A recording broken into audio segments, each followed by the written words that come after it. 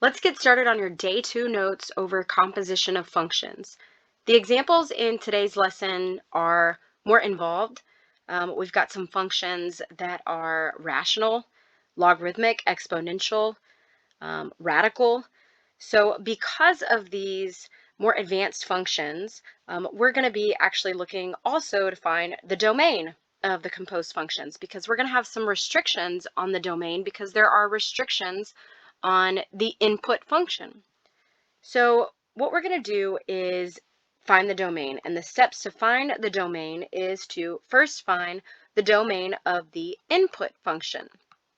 That's that inner function, and that is what we call a restriction. Okay, that's a restriction on the domain. So that's what we'll call the first restriction. Because remember, if I don't have a value that I can put in the inside function that will yield an output value of that function, then I don't have anything to put inside the outside function, if that makes sense. So the next thing we're going to do is find the domain of the composed function. And this is the second restriction. So that's all we're going to do is find the domain of the input function and the composed function. And that's our second restriction. And then we're going to test points potentially to determine the accuracy of the domain if the domain contains multiple critical points. So it's got like, x can't be this value, x is greater than or equal to this. Sometimes you need to test some points out to really make sure that you are stating the correct domain. So let's get started on some of these examples. The first one says h of x. Oops, sorry, I zoomed in too much. So we're actually going to put the same function inside of itself, if that makes sense. So h of x. So we're looking for, and I'm actually going to write this differently than I wrote in the previous notes. What I'm going to do is I'm going to find h of 1 over x, right? We're going to put 1 over x as x, all right? So h of 1 over x is going to be 1 over x. And that's 1 divided by 1 over x. I'm going to write that out like this. That's 1 divided by 1 over x. And how do we divide fractions? Keep, change, flip, right? So I'm going to keep 1 over 1. I'm going to change this to multiply, and I'm going to flip the second fraction, x over 1, and I get x over 1, which is just x, which means h of x is just x. It looks like just a linear function, right? However, we do have a restricted domain, okay? So what can x not be? We know in a rational function, we can't divide by 0, right? So which means we can't have 0 in my denominator, which means x cannot be 0. So our domain for this function, we don't have any restrictions on this composed function, right? h of x is just equal to x. However, we know because of the restrictions of like our inside function, 1 over x can't be 0. That's our only restriction on our domain of our composed function. So the domain, all real numbers except, you can write it like this, except x cannot be 0. If you're writing it in interval notation, I'm going to write it as negative infinity to 0, open parentheses, union, open parentheses, 0 to infinity. So I'm excluding 0 when I write it like that. Let's move on to the next example, which is c of j of x. I'll change colors here. c of j of x. So I'm looking for c of the square root of x minus 4. The square root of x minus 4. So let's go ahead and just do the composed function, and then we'll look at the domain. So c of the square root of x minus 4. Well, c of x is x squared minus 5. So I know I'm going to replace x with what I'm replacing x with, which is the square root of x minus 4. So I'm going to put, instead of x right here, I'm going to put the square root of x minus 4. And then I'm going to square it and then subtract 5. So if we do what we did yesterday, we actually wrote the outside function first, x squared minus 5, Then I replace x with parentheses, and then I put that inside function in there. And notice that I get the same thing. I'm just wanting to show you kind of this other way that you can go about it. All right. So now let's solve this, or let's simplify it. The square root of x minus 4 squared, well, what happens there? The square root and the exponent of 2 actually undo each other, right? So I'm left with just x minus 4 and then minus 5, which is just x minus 9. And that represents c of j of x. So there's my function. And you know what? I'm actually going to, over here, put a little box around the domain of this function. Okay, so now let's move on and let's talk about the domain of this function, right? It looks like just a linear function, right? C of j of x, but because it's this unique composed function, we're going to have some restrictions on the domain. So the first thing I'm going to do is find the domain of the inside function, which is the square root of x minus 4.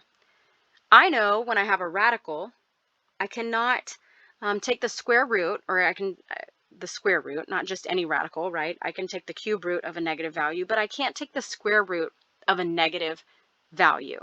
Okay, I can't do that and get a real number. I can get an imaginary number, but I cannot get a real number, which means underneath that radical, which is x minus 4, I can't have anything that's less than 0, right? So it needs to be greater than or equal to 0. And that's how we're going to find our domain of our inside function. I know that what's inside there needs to be greater than or equal to 0.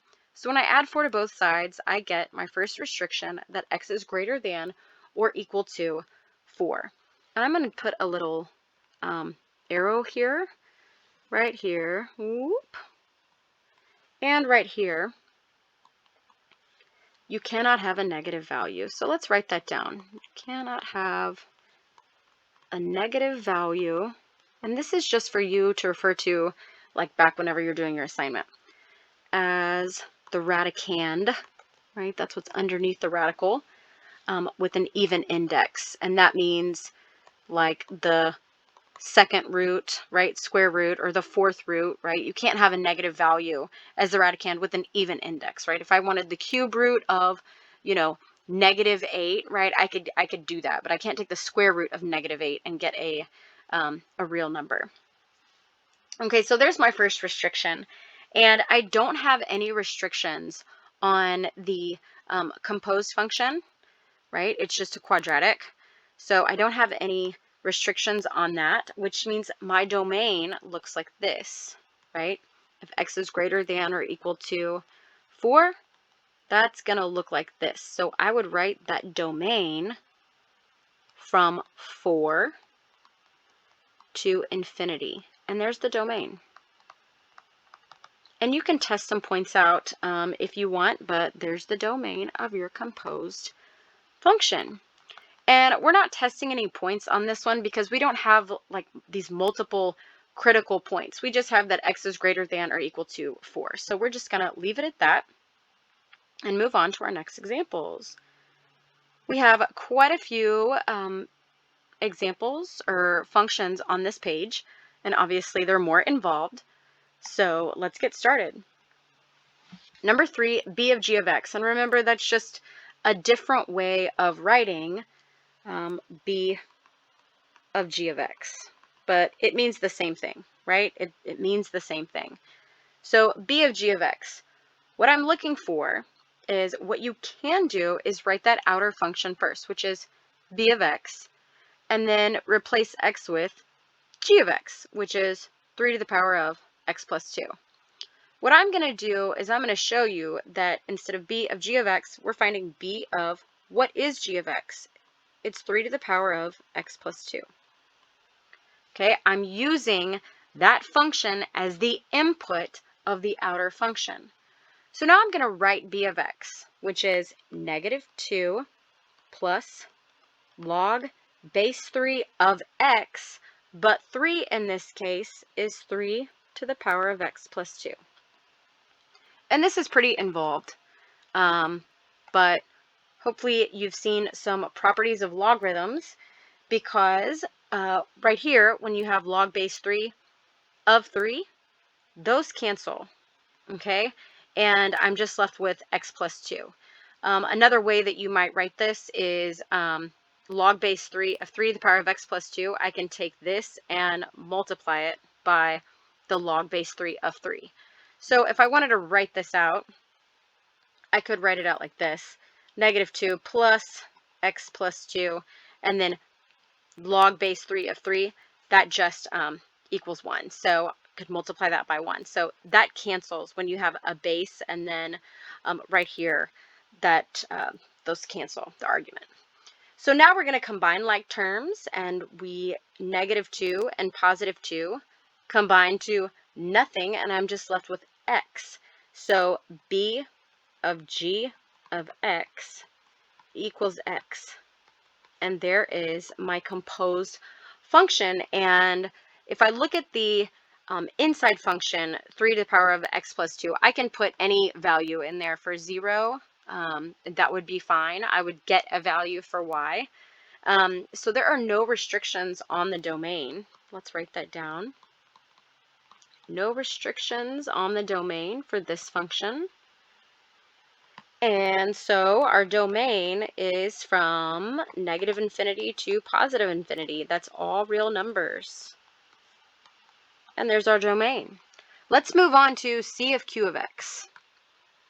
So in this next function here, c of q of x, we're looking for c of what is q of x? It's x minus 4 over x plus 1. And I'm just writing this differently, right? I could write c of x first, which is x squared minus 5, and then replace x with what I'm replacing x with, which is x minus 4 over x plus 1.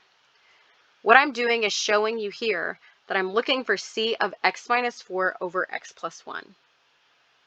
So in this case, I've got c of x is x squared minus 5, so x squared minus 5, and I'm going to replace x with x minus 4 over x plus 1. So what we're going to do is I can write this out as c of q of x equals, let's do x minus 4 squared over x plus 1 squared.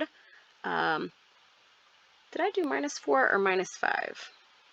And that's minus 5. So what we have here is I could, square this binomial up top, square this binomial on the bottom, minus I could get a common denominator, move it all together. But for all intents and purposes, I'm just going to leave this as my composed function, okay? I'm not really going to be able to simplify it anymore, so I'm going to leave it like this. But now let's talk about what the domain is, because the domain is very tricky for this one. Let's start with our inside function, which is q of x, x minus 4 over x plus 1. I know that I can't have 0 in the denominator. I can't divide anything by 0, which means my denominator, x plus 1, cannot be 0. So, which means the value of x cannot be negative 1 when I solve for this. So in this function right here, in our composed function, we actually have the same, right? X plus 1 squared. We know that's the same denominator that's in q of x, so I'm going to have the same values, right, that x cannot be, which is negative 1. Which means if I'm looking on that number line at negative 1, I can have every value of x except negative 1, which means my domain is from negative infinity to negative 1 union negative 1 to positive infinity. So all real numbers, that you might also see it like this, all real numbers, x cannot be negative 1. Okay, so there's our domain for this function. We've got two more. Let's find f of g of x. F of g of x, let's do this color right here. F of g of x, I'm looking for f of 3 to the power of x plus 2. Okay, So, and remember, that's just fancy schmancy. That's just another way of writing f of g of x. Okay? So I could write that outer function first, which is just 3 times x. I'm going to replace x with what I'm replacing x with, which is g of x, which is 3 to the power of x plus 2.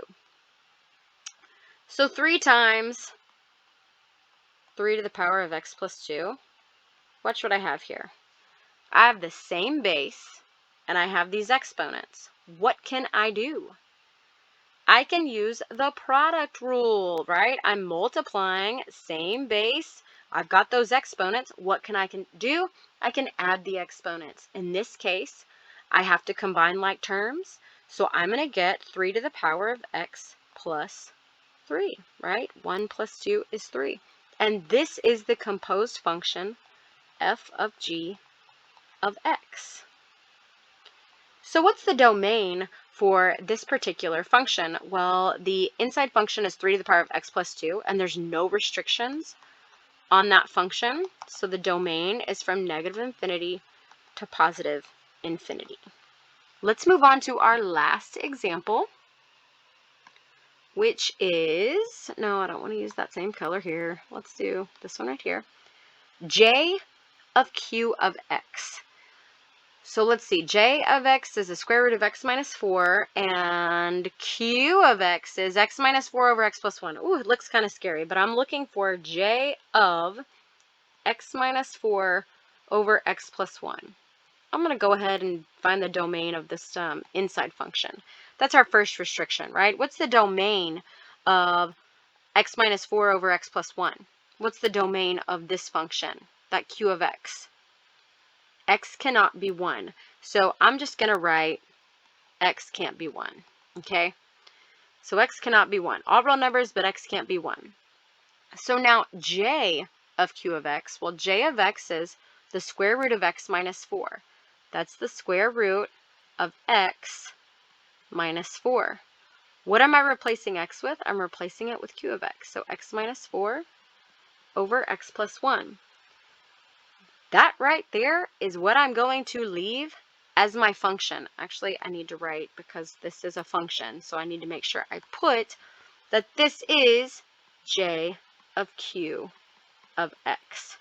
This is my composed function. I'm not going to do anything further, because that seems like I'm not going to try to combine, x minus 4 over x plus 1 minus 4 and get a common denominator and all that kind of stuff. I'm just going to leave it like this. So we do have our first restriction on the domain. We know that x cannot be negative 1. Now let's find our second domain restriction, because we've got a radical there. So we do have a restriction on the domain. Our second domain restriction, we know that what is underneath the radical cannot be negative, which means x minus 4 over x plus 1 minus 4 needs to be greater than or equal to 0. So let's solve this for x. I'm going to add 4 to both sides. So I get x minus 4 over x plus 1 is greater than or equal to positive 4.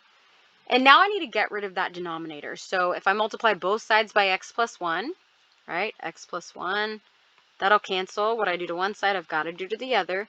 Now I'm left with x minus 4 is greater than or equal to 4x plus 4, right? I distributed that. So now let's move some things around. I'm going to subtract x over here, subtract x, and I get 3x. I'm going to subtract 4 over here, subtract 4 over here, and I get negative 8. So negative 8 is greater than or equal to 3x. And now if I divide both sides by 3, I get negative 8 over 3 greater than or equal to x. And I'm going to actually write it like this. X is less than or equal to negative 8 over 3.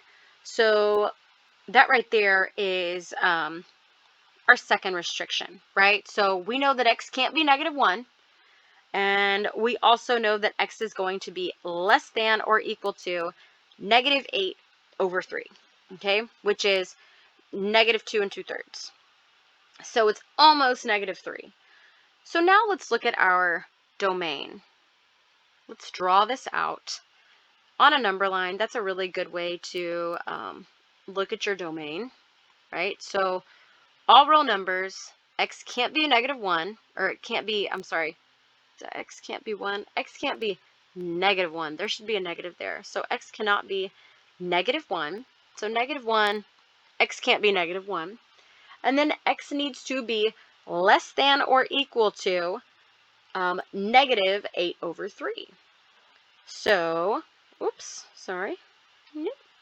So here is -8/3 is right here, -8/3, and x needs to be anything less than or equal to that. So I've got these three.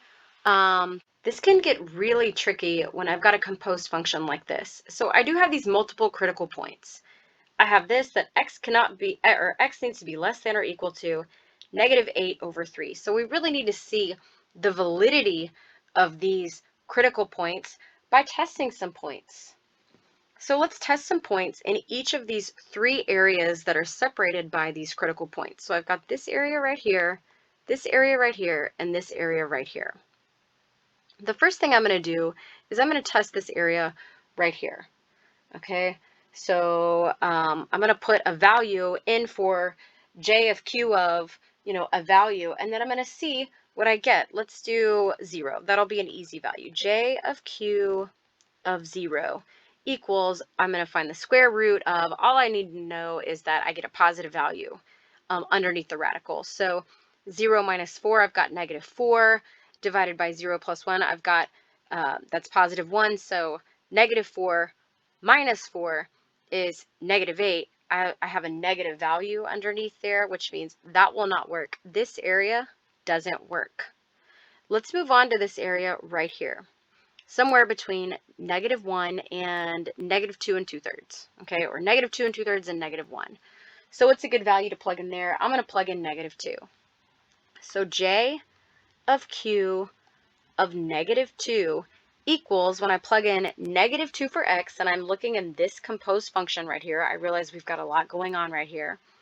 When I plug in -2, I get -6 over -1, which is +6. 6 minus 4 is +2. I get a positive value here, which means this area works. Okay, -8/3. That's my critical point. If I want to, right here, x is less than or equal to, I know that we're including that point right there, or equal to. You can always find j of q of -8/3. What I'm going to do is I'm going to plug in a value that's over here, actually. So I'm going to plug in -3. J of q of -3 equals, and I'm going to plug in, so -3, and I'm looking right here, right? I'm plugging it in right here and right here. -3 minus 4 is -7 over -3 plus 1, that's -2. So -7 over -2 is +3.5. Minus 4 is -0.5. Which is negative? These points don't work out here. So this is your really tricky situation, because you've got these like domain that you found for the inner function. X can't be -1, and you know it can't. And then you've got this domain for your other function that you found, for your composed function, and it's not valid. Your domain is actually in here. It's from -8/3 to -1, and we're not including -1, and that is the domain. So this is a really tricky example. This might be more of like a pre-cal example, but there you go. So there is your domain for this super tricky function. And that concludes your day 2 notes over composition of functions. I hope it was helpful.